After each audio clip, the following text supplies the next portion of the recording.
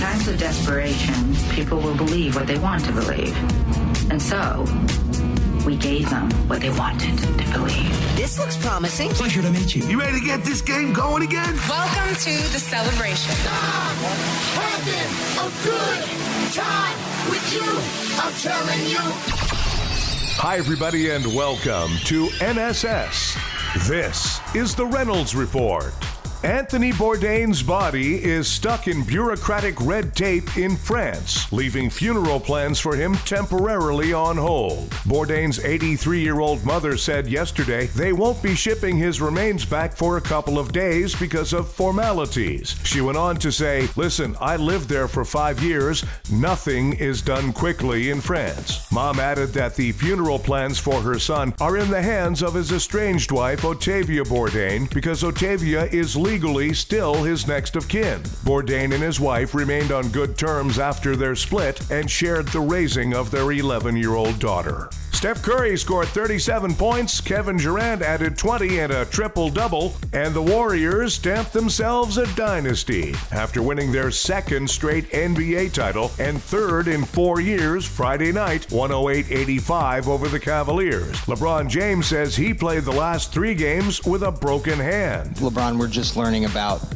your hand injury, and we can obviously see the brace. Can you take us through what happened and if it caused you any problems over the final 3 games?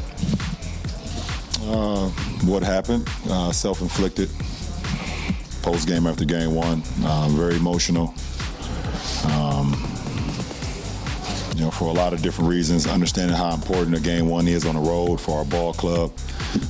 What would that done for us? The way we played, the calls that was made throughout the course of that game.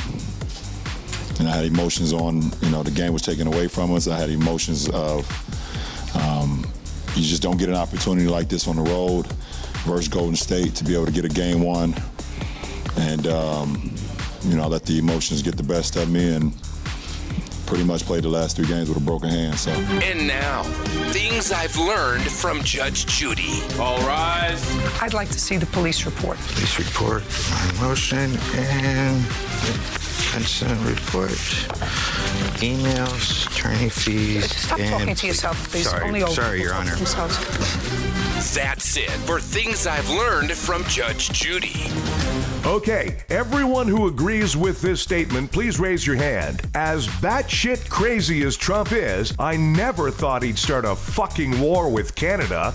Yet, here we are. The horse Justify finished first at the Belmont Stakes, claiming the coveted Triple Crown of horse racing. The horse has already been uninvited to the White House. Meanwhile, Trump thought he heard Belmont Stakes and got excited because that means he gets to use ketchup again. The Chinese hacked into a computer and stole secret U.S. Navy reports. The documents included specifications on top nuclear submarines and all the scripts for the next season of NCIS. There's a tree in the Caribbean that is so toxic you can't stand under it when it rains. They're saying the same thing about Roseanne.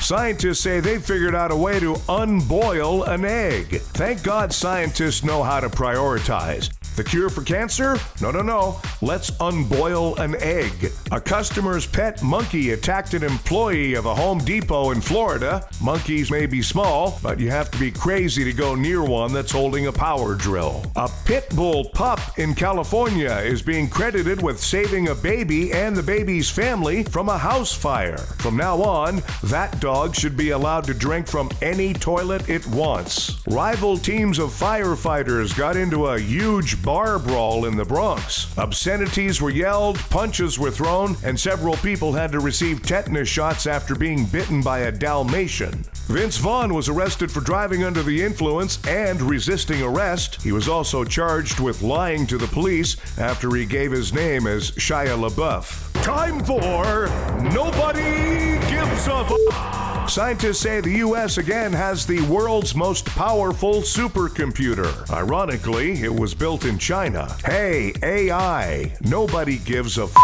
A live bat found by preschool kids in Washington tested positive for rabies. It's unclear whether or not the children actually came in contact with the animal because there is almost no difference between a rabid child and a typical 4-year-old. Hey, Batman, nobody gives a f***.